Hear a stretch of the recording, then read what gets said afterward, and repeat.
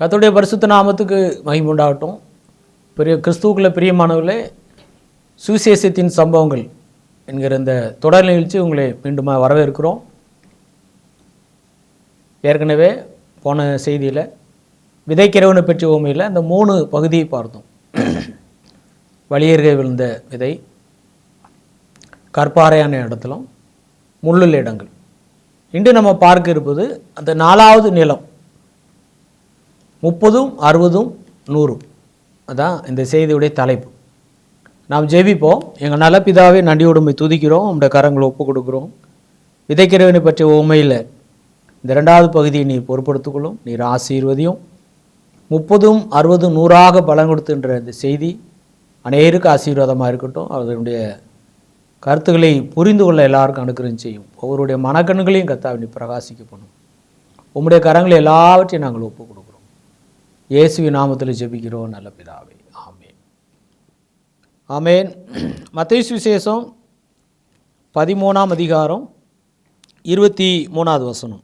நல்ல நிலத்தில் விதைக்கப்பட்டவனோ வசனத்தை கேட்கிறவனும் உணர்கிறவனுமாயிருந்து 100ஆகவும் 60ஆகவும் 30ஆகவும் பலன் தருவான் என்றார். நல்ல நிலம். ஏற்கனவே 3 நிலத்தை பார்த்தோம். அது வழியருகே விழுந்த நிலம், கற்பாறையான நிலம், அப்புறம் முள்ளுள்ள இடம். வழியருகே விழுந்தது. சாத்தான் அதை எடுத்துகிட்டு போகிறான்னு சொல்கிறார். அப்போ சாத்தான் எடுத்துகிட்டு போகிறான்னு சொன்னால் அவங்க வாழ்க்கையில் அவங்களுக்கு இடம் இல்லை. தேவனுடைய வசனத்துக்கு அவங்க உள்ளுக்குள்ளே இடம் கொடுக்கல. 2வது, வேர் இல்லாமையில், கற்பாறையான இடத்துல விதைக்கப்பட்டவங்க வேர் இல்லாமையில், அந்த வேர் கொள்கிற வாழ்க்கையும் தேவனுடைய வசனங்களை நம்ம என்ன செய்யணும்னா கேட்டு உணர்ந்து அதை டெவலப் பண்ணணும். அந்த வசனங்களை நம்ம பேசிக்கிட்டே இருக்கணும். இந்த வசனங்களை பேசுகிறது தான். இப்போ நம்ம ஒரு செடி வச்சோன்னு சொன்னால் அதை பராமரிக்கணும் இல்லையா? அதை பராமரிக்காமல் அப்படியே விட்டுட்டேன்னு ஆகும், அது காஞ்சி போயிடும், வேர் கொள்ளாது. அப்போ வேர் கொள்கிற வாழ்க்கைன்றது இயேசுவோடு உள்ள தனிப்பட்ட தொடர்பு, இயேசு கிறிஸ்துவோடு உள்ள தனிப்பட்ட ஐக்கியம், தொடர்பை நம்ம வளர்த்து கொள்ளணும். ஏதேன் தோட்டத்திலேயே அந்த தொடர்பு துண்டிக்கப்பட்டு போயிடுச்சு. ஆதியாகமம் 3:8 பகலில் குளிர்ச்சியான வேளையில் தேவனாய் கர்த்தருடைய சத்தத்தை அவர்கள் கேட்டார்கள். அது அவருடைய சத்தம் கேட்கணும்னு சொன்னால் தூரத்துலேருந்து எப்படி கேட்க முடியும்? அப்போ அவரோடு உள்ள நெருங்கின ஒரு உறவுக்குள்ளே அவங்க வாழ்ந்தாங்க. அந்த வாழ்க்கையை இழந்து போயிட்டாங்க. அதை மறுபடியும் மனுஷனுக்கு திருப்பி கொண்டு வருவதற்காகத்தான் இயேசு கிறிஸ்து இந்த பூமியில் வெளிப்பட்டார். அதான் நம்முடைய அழைப்பும் கூட. 1 கொரிந்தியர் 1:9 அப்போஸ்தலனாகிய பவுல் சொல்லுகிறார், நம்முடைய கர்த்தராகிய இயேசு கிறிஸ்துவுடனே கூட ஐக்கியமாயிருப்பதற்கு உங்களை அழைத்த தேவன் உண்மையுள்ளவர். இயேசு கிறிஸ்துவுடனே கூட ஐக்கியமாக இருப்பதற்கு. அப்போ ஏதேன் தோட்டத்தில் மனுஷனுக்கும் தேவனுக்கும் அந்த ஐக்கியம் விலகி போயிட்டு கட்டாயிட்டு, ஆனால் மறுபடியும் அந்த ஐக்கியம் புதுப்பிக்கப்படுவதற்காகத்தான் நாம் அழைக்கப்பட்டிருக்கிறோம். பவுல் அதான் சொல்கிறார், நம்முடைய கர்த்தரும் இரட்சகருமாக இருக்கிற இயேசு கிறிஸ்துவுடனே கூட ஐக்கியமாயிருப்பதற்கு உங்களை அழைத்த தேவன் உண்மையுள்ளவர். அப்போ இயேசு கிறிஸ்துவோடு நம்ம ஐக்கியப்படும் போது வேறு கொள்ளுகிறோம். கொலோசியர் 2ஆம் அதிகாரம் 6வது வசனத்தில் அவருக்குள் வேறு கொண்டவர்களாகவும் அவர் மேல் கட்டப்பட்டவர்களாகவும் அப்படின்னு சொல்லி பவுல் அப்போஸ்தலன் எழுதுகிறார். அப்போ வேறு கொள்வது விதை தேவனுடைய வசனம். வேறு கொள்ளணுமானா என்ன வேணும்? ஒரு லேண்ட் இருக்கணும், ஒரு வயல் இருக்கணும். அந்த வயல் லேண்டு, அந்த லேண்டு ஒரு இடம் இருந்தால் மட்டும்தான் வேர் கொள்ள முடியும். இந்த இடம், இந்த வயல் யார்? இந்த லேண்டு யார்? இந்த லேண்டு தான் ஆண்டவராக இயேசு கிறிஸ்து. கொலோசியர் 2:6 நம்ம அப்படி தான் படிக்கிறோம். அவருக்குள் வேறு கொண்டவர்களாகவும் அவர் மேல் கட்டப்பட்டவர்களாகவும். அவருக்குள், அப்போ கிறிஸ்துவுக்குள் தான் வேறு விடணும். கிறிஸ்துவுக்குள்ளே வேறு விடும்போது மட்டும்தான் நம்ம 100 மடங்கு பலன் கொடுக்க முடியும். அல்லேலூயா. அப்போது அவருக்குள்ளே வேறு, அந்த வசனத்தில் இயேசுன்னு சொல்லனா வேறு இல்லாமையால் உலர்ந்து போயிட்டுன்னு சொல்கிறார். வேறு இல்லாமையால். அப்போ வேர் கொடுக்கணுமானா வேறு எங்கே கொடுக்கணும்? பவுல் விவரமாக சொல்லார் பாருங்க. அப்போஸ்தலனாகிய பவுல் கொலோசியர் 2:6 அவருக்குள் வேர் கொண்டவர்களாகவும் அவர் மேல் கட்டப்பட்டவர்களாகவும் அவருக்குள்ளே நடந்து கொண்டு நீங்கள் போதிக்கப்பட்டபடியே விசுவாசத்தில் உறுதிப்பட்டு ஸ்தோத்திரத்தோடு அதில் பெருகுவீர்களாகன்னு சொல்கிறார். அப்போ வேர் கொள்கிற வாழ்க்கை பெருகணும் அப்படின்னா கிறிஸ்துவோடு உள்ள தொடர்பை வளர்த்து கொள்ளணும். அவருக்குள்ளே அல்லேலூயா, அவருக்குள்ளே இருக்கிறேன், அவருக்குள்ளே மன்னிக்கப்பட்டிருக்கிறேன், அவருக்குள்ளே நான் ஆசீர்வதிக்கப்பட்டிருக்கிறேன், கிறிஸ்துவுக்குள்ளே நான் ஆசீர்வதிக்கப்பட்டிருக்கிறேன், கிறிஸ்துவுக்குள்ளே நான் அங்கீகரிக்கப்பட்டிருக்கிறேன், கிறிஸ்துவுக்குள்ளே தேவன் என்னை நீதிமானாக்கி இருக்கிறார். இதை இருதயத்தில் விசுவாசித்து வாயில பேச பேச நாம் அவருக்குள் வேறு கொள்கிறோம். அவருக்குள்ளே வேறு கொண்டால் மட்டும்தான் இந்த வெளிப்பிரகாரமான வாழ்க்கை என்னவாக இருக்கும்? பசுமையாக இருக்கும். வெளிப்பிரகாரமான வாழ்க்கை நான் ஏற்கனவே உள்ள செய்தியில் அதை சொல்லியிருக்கிறேன். ஒரு செடி பசுமையாக இருக்குது, நல்ல பலன் கொடுக்குன்னா வேறு நல்லா இருக்குன்னு அர்த்தம். அல்லேலூயா. வேறு நல்லா இருந்தால் தான் செடியில் பலன்களை நம்ம எதிர்பார்க்க முடியும். ஒரு ஆப்பிள் மரம் பலன் கொடுக்கணுமானா அது வேறு சரியாக இருக்கணும், வேறு நல்ல ஆழமாக போகணும், வேறு மண்ணுக்குள்ளே நல்ல பிடிப்பாக இருக்கணும். அப்போ வேறு கொள்ளாத வாழ்க்கை தான் அநேகர் வாழ்ந்துட்டு இருக்காங்க. ஆனால் கனி கொடுக்கணும்னு எதிர்பார்க்குறாங்க. 1ஆம் சங்கீதத்தில் படிக்கிறோம், அவன் செய்வதெல்லாம் வாய்க்கும், நம்ம செய்கிறதெல்லாம் வாய்க்கணும்னு சொல்லி நம்ம எதிர்பார்க்குறோம். ஆனால் அதுக்கு முந்தி உள்ள வசனங்களில் என்ன படிக்கிறோன்னா, இரவும் பகலும் கர்த்தருடைய வேதத்தில் பிரியமாயிருந்து. அப்போ இரவும் பகலும் அப்படின்னா ஏதோ கூட்டத்துக்கு போயிட்டு வர விஷயத்தை அவர் சொல்லலை. கூட்டத்துக்கு போயிட்டு வாங்க, இந்த சபைக்கு போயிட்டு வந்துடுங்க அப்படின்ற காரியத்தை சொல்லலை அவர். கூட்டத்தில் நம்ம அட்டன் பண்ணணும், கூட்டம் இல்லாத நேரமும் அதான் சொல்கிறார், இரவும் பகலும். 1ஆம் சங்கீதத்தில் அந்த வசனம் நம்ம எல்லாரும் தெரிஞ்ச வசனம். இரவும் பகலும் கர்த்தருடைய வேதத்தில் பிரியமாயிருந்து. இரவும் பகலும். அப்போ எல்லா நேரமும் ஒரு செடியை நம்ம கவனிக்கும் போது எல்லா நேரமும் பசுமையாக இருக்குது அப்படின்னா எல்லா நேரமும் அந்த வேறு இருக்க வேண்டிய இடத்துல கரெக்டாக இருக்குது. அந்த பூமிக்குள்ளே இருக்கிற அந்த சத்துக்களை அது உறிஞ்சி எடுத்து அது செடிக்கு சப்பளை கொடுக்குது. அல்லேலூயா. அப்போது அந்த வேர் கொள்கிற வாழ்க்கை தான் கிறிஸ்துவுக்குள்ளே பவுல் அப்போஸ்தலன் சொல்கிறார், அவருக்குள் வேர் கொண்டவர்களாகவும் அவர் மேல் கட்டப்பட்டவர்களாகவும் அவருக்குள் நடந்து கொண்டு. அப்போது ஒரு வீடு கட்டுறோம், ஆகாயத்தில் போய் வீடு கட்ட முடியாது, அதுக்கு ஒரு இடம் இருக்கணும். அதனால தான் நமக்கு சொந்தமாக ஒரு வீடு கட்டணுமானா ஒரு இடம் இல்லாமல் நம்ம என்ன செய்ய முடியாது, ஒரு வீடு கட்ட முடியாது. ஒரு பிளாட் வேணும், வீடு கட்டுறதுக்குன்னு ஒரு இடம் வேணும். விவசாயம் அப்படி அதே மாதிரி தான் பலன் கொடுக்குற வாழ்க்கை. இப்போ இந்த பலன் கொடுக்குற வாழ்க்கைக்கும் லேண்ட் வேணும். 3வது விஷயம் என்ன சொல்கிறாருன்னா, நடக்கிறது. கொலோசியர் 2:6 3 காரியம் சொல்கிறார். அவருக்குள்ளே வேறு கொண்டவர்களாகவும் அவருக்குள் அவர் மேல் கட்டப்பட்டவர்களாகவும் அவருக்குள் நடந்து கொண்டு. அப்போ இந்த நடக்கிறது, வேறு கொள்வது, கட்டுறது இதெல்லாம் ஆகாயத்தில் செய்ய முடியும் இல்லை. அப்போ இந்த இடத்துல லேண்டு, அந்த லேண்டுன்றது எதை அடையாளப்படுத்துன்னு சொன்னால் அவருக்குள், அதாவது கிறிஸ்துவுக்குள். அப்போ கிறிஸ்துவுக்குள்ளே நடந்து கொண்டு கிறிஸ்துவுக்குள்ளே தான் நம்ம கட்டப்படுகிறோம், கிறிஸ்துவுக்குள்ளே தான் வேறு கொள்கிறோம். அப்போ இந்த வேறு கொள்கிற வாழ்க்கை தான் வெளிப்பிரகாரமாக கனி கொடுக்குற வாழ்க்கை. அப்போ அவருக்குள்ளே உள்ள உறவு ஐக்கியத்தை, இயேசு கிறிஸ்துவோடு உள்ள ஐக்கியம் உறவை நம்ம வளர்த்து கொள்ளும்போது நாம் பலன் கொடுக்குறவங்களா இருக்கிறோம். கற்பாறையான இடத்துல விதைக்கப்பட்டவங்க பலன் கொடுக்கலை. வேறு இல்லாமையினால் இயேசு சொல்கிறார், வேறு இல்லாமையினால். வேறு இல்லையா பின்ன எப்படி அந்த செடி பசுமையாக இருக்கும், எப்படி அங்கே பலன் உண்டாகும்? அப்போ நமக்கு நல்ல பலன் கொடுக்கணுமானா வேர் இருக்கணும், வேர் அவசியம், வேர் கொள்ளணும், வேர் கொண்டவர்களாகவும் அப்படின்னு சொல்கிறார். கொலோசியர் 2:6 வேர் கொண்டவர்களாகும். வேறுன்னா வேறு, அந்த வேறு சரியான விதத்தில் போகணும். விவசாயம் பண்ணுறவங்களுக்கு தெரியும், அந்த வேர் போனால் தான் அந்த செடி வேர் பிடிச்சிருக்குன்னு சொல்லுவாங்க. நல்ல வேர் பிடிச்சிருச்சு. வேர் பிடிச்சிருச்சுன்னா என்ன அர்த்தம்? இங்கே செடி பச்சையாக ஆரம்பிச்சிடும், அப்படி துளிர் விட ஆரம்பிச்சிடும், இலைகள் வர ஆரம்பிச்சிடும், அதுக்கு அப்படியே ஒன்று ஒன்றா அப்படியே பலன் கொடுக்க ஆரம்பிச்சிடும். அல்லேலூயா. சரி, இப்போ இன்றைக்கி நம்ம எதை முக்கியமாக பார்க்க போகிறோன்னா, நல்ல நிலத்தில் விதைக்கப்பட்டவன். ஏற்கனவே அந்த 3 நிலத்தையும் நம்ம பார்த்துருக்கோம் ஓரளவுக்கு. இங்கே 4வது ஒரு இடத்த சொல்கிறார், நல்ல நிலம். இங்கே முள் கற்பாறை வழியே இருக்குது அப்படிலாம் சொல்லலை. அந்த அதை விட்டுட்டு 4வது ஒரு இடத்தை பற்றி சொல்கிறார். நல்ல நிலத்தில் விதைக்கப்பட்டவனும் வசனத்தை கேட்கிறவனும் உணர்கிறவனுமாயிருந்து 100ஆகவும் 60ஆகவும் 30ஆகவும் பலன் தருவான் என்றார். 100ஆகவும் 60ஆகவும் 30ஆகவும்.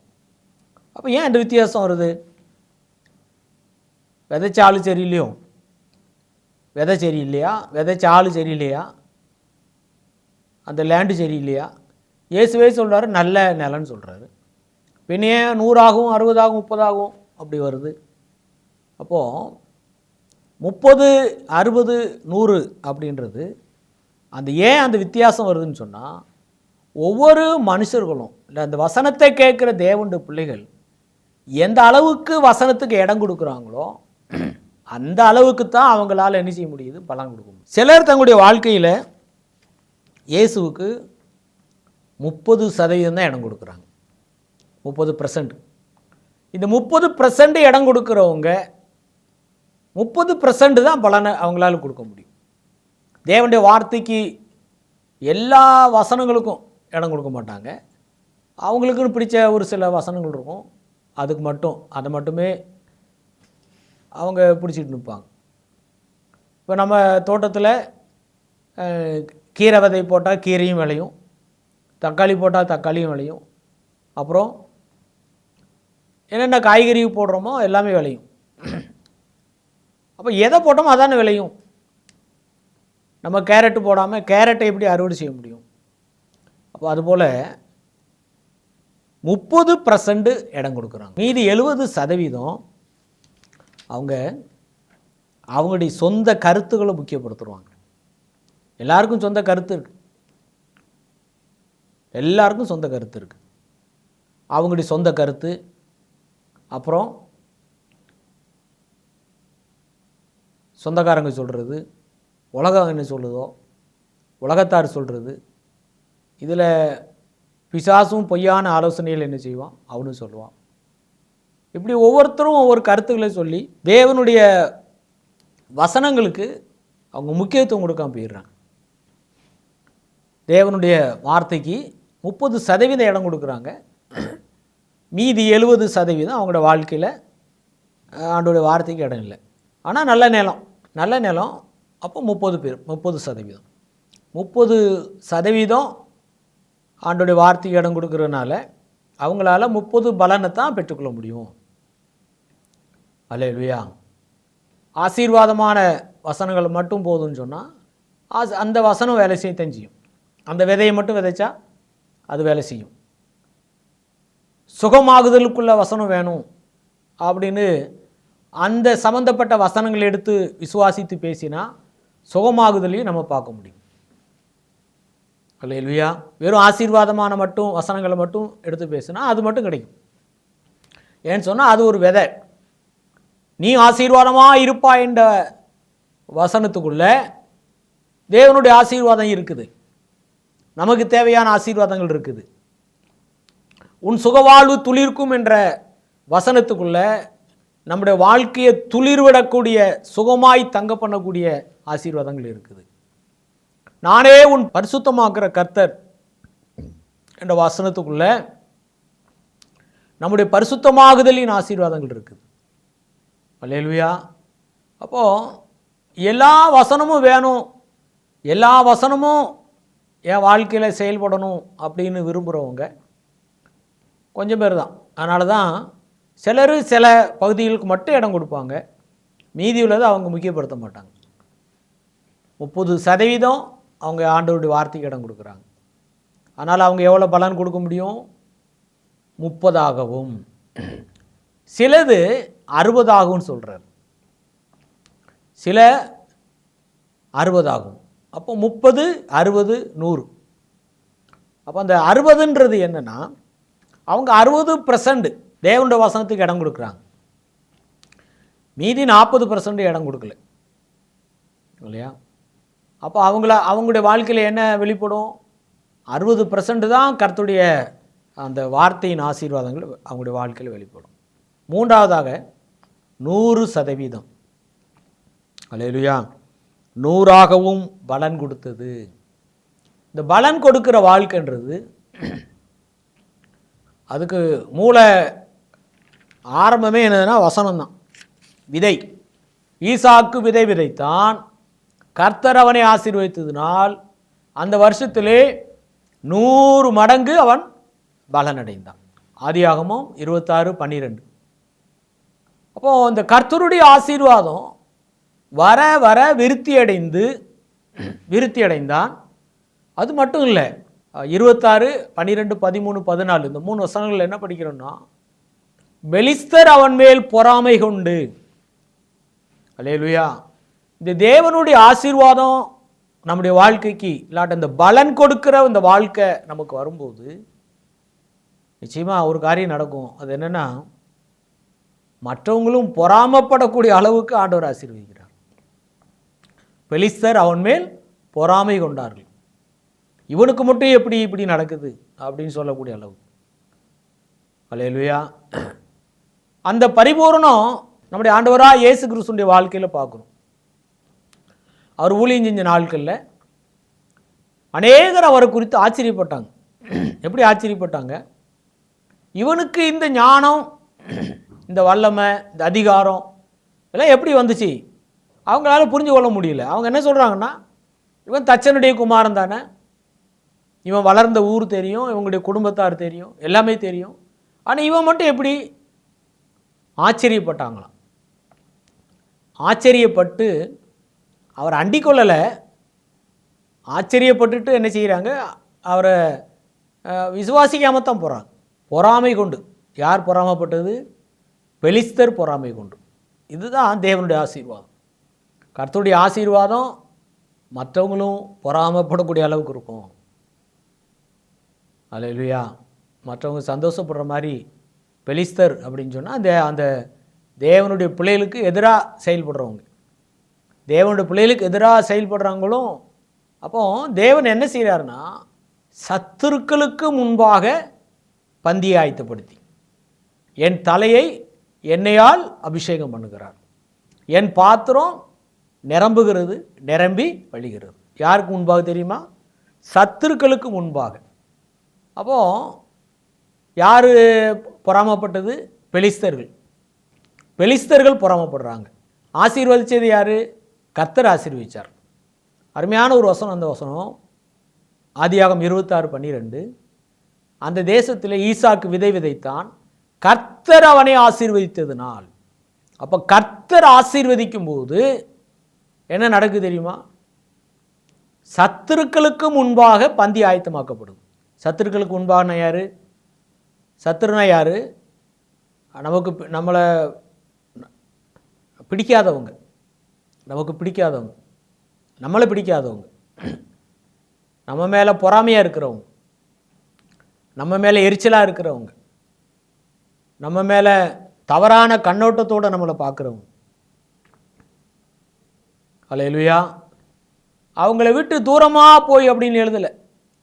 சங்கீதம் 5வது வசனம், என் சத்துருக்களுக்கு முன்பாக நீர் எனக்கு ஒரு பந்தியை ஆயத்தப்படுத்தி என் தலையை எண்ணெயால் அபிஷேகம் பண்ணுகிறீர், என் பாத்திரம் நிரம்பி வழிகிறது. இங்கே பரிபூர்ணத்தை பார்க்கிறோம்.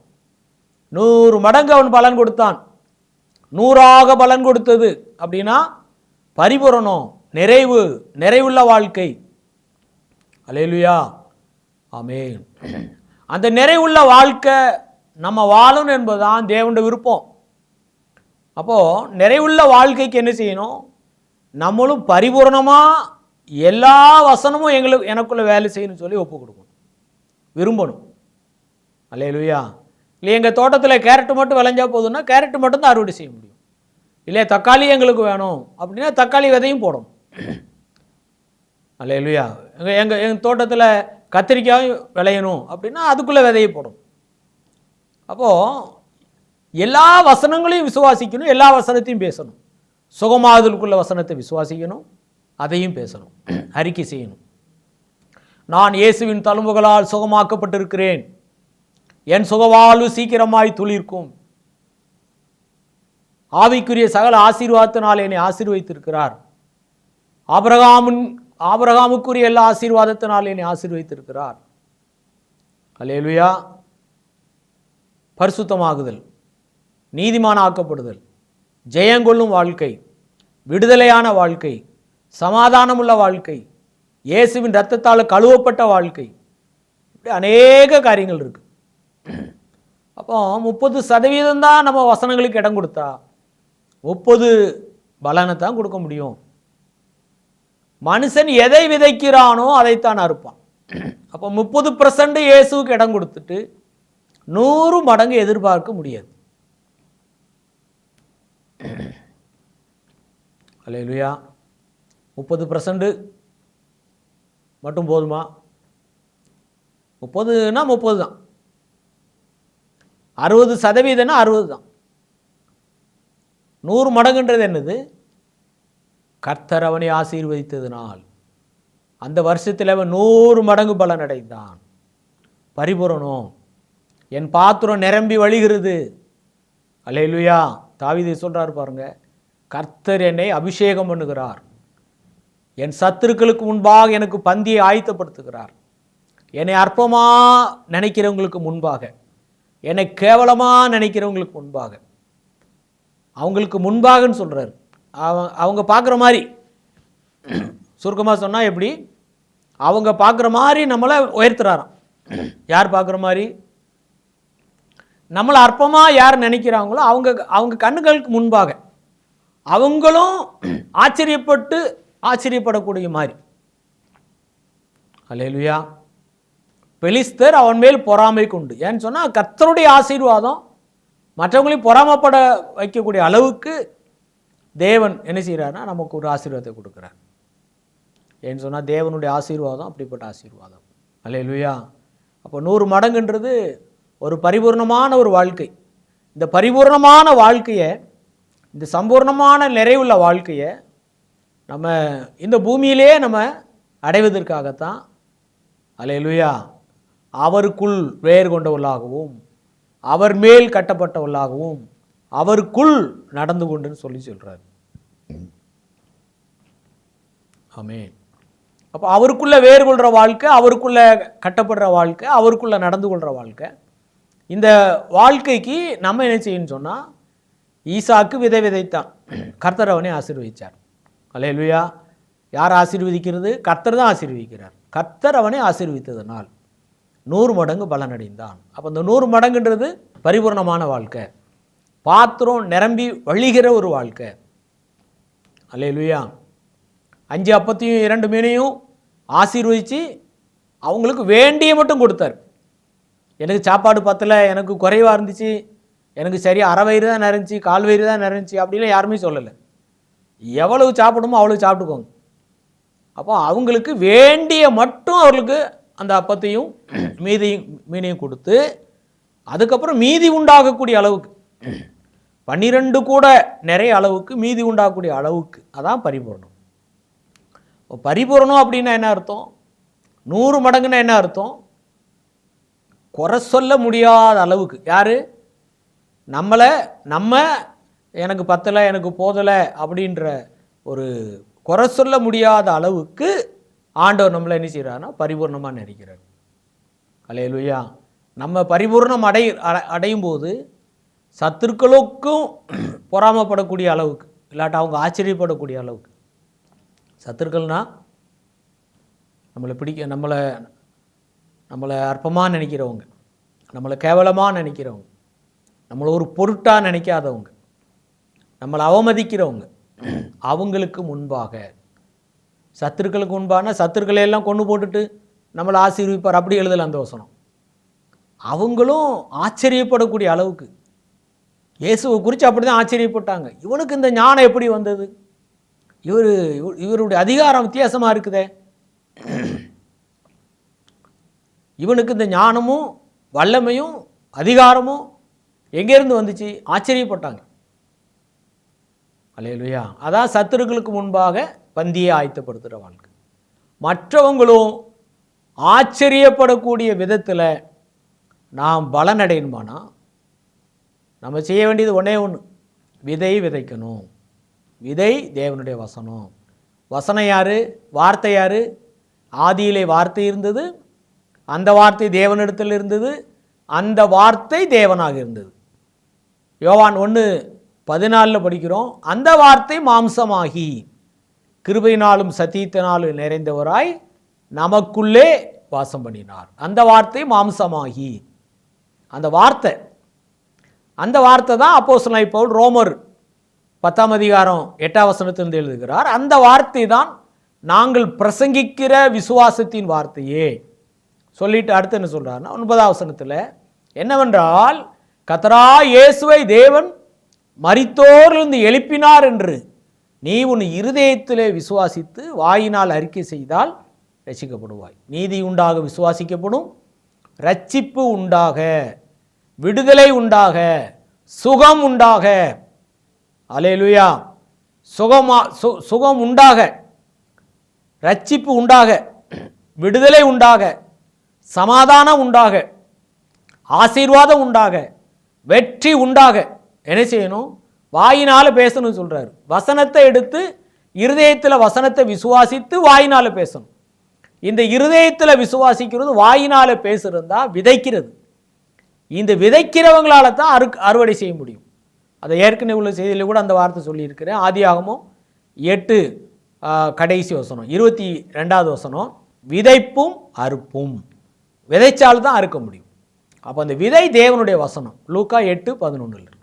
விதை தேவனுடைய வசனம். யார் விதைக்கணும்?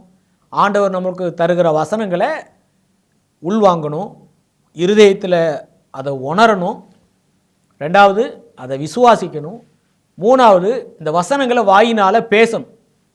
அப்பொழுது ரட்சிக்கப்படுவாயின்னு சொல்கிறார். அல்லேலூயா. நம்ம வசனத்தை நம்ம இருதயத்தில் விசுவாசித்து வாயினால் பேச பேச நம்ம என்ன வசனத்தை பேசுகிறோமோ, அல்லேலூயா, அந்த வசனத்துக்குள்ள இருக்கிற ஆசீர்வாதம் நமக்கு கிடைக்கும், பலனாய் கிடைக்கும். ஆமென். உன் சுகவாழ்வு துளிர்க்கும் என்ற வசனத்தை நம்ம பேசினா அதனுடைய பலனை நம்ம சரீர வாழ்க்கையில் நம்ம பார்ப்போம். நீ ஆசீர்வாதமாக இருப்பாய் என்ற வசனத்தை நம்ம விசுவாசித்து பேசினா அந்த ஆசீர்வாதத்தை நம்முடைய சரீர வாழ்க்கையில் பார்ப்போம். உன்னை பெருகவே பெருக பண்ணுவேன், இந்த வசனத்தை நம்ம இருதயத்தில் விசுவாசித்து வாயினால் பேசினா அந்த பெருக்கத்தை நம்ம பார்ப்போம். இப்படி பெருக விதைக்கிறவன், அல்லேலூயா, பவுல் அப்போஸ்தலன் சொல்லுகிறார், பெருக விதைக்கிறவன் பெருக அறுப்பான். அதான் 100 மடங்கு பலன். விதையில் பிரச்சனை இல்லை, விதைக்கிறவனும் பிரச்சனை இல்லை. ஆனால் சில வித்தியாசங்கள் வருது. என்ன வித்தியாசம்? 30ஆகவும் 60ஆகவும் 100ஆகும். ஏன் இந்த வித்தியாசம்? அவங்க 30% தான் வசனத்துக்கு இடம் கொடுக்குறாங்க, சிலர் 60% இடம் கொடுக்குறாங்க, சிலர் 100% ஆண்டவருடைய வார்த்தைக்கு இடம் கொடுக்குறாங்க. அல்லேலூயா. அவனவன் எந்த அளவினால் அளக்கிறானோ அந்த அளவினால் தான் அவனுக்கு என்ன செய்யப்படுது? அளக்கப்படும். விதை தேவனுடைய வசனம். நாம் எதை விதைக்கிறோமோ அதைத்தான் என்ன செய்வோம்? அறுப்போம். ஆமென். அருமையானவர்களே, தொடர்ந்து இந்த சுவிசேஷத்தின் சம்பவங்கள் என்கிற இந்த தொடர் செய்தியை நீங்கள் பாருங்கள். நிச்சயமாக எல்லா செய்திகளும் உங்களுக்கு பிரயோஜனமாகிரும், ஆசீர்வாதமாக இருக்கும் என்று நாங்கள் கர்த்தருக்குள்ளே விசுவாசிக்கிறோம். தொடர்ந்து பாருங்கள். கர்த்தர் உங்களை ஆசீர்வதிப்பாராக. கர்த்தருக்கு ஸ்தோத்திரம்.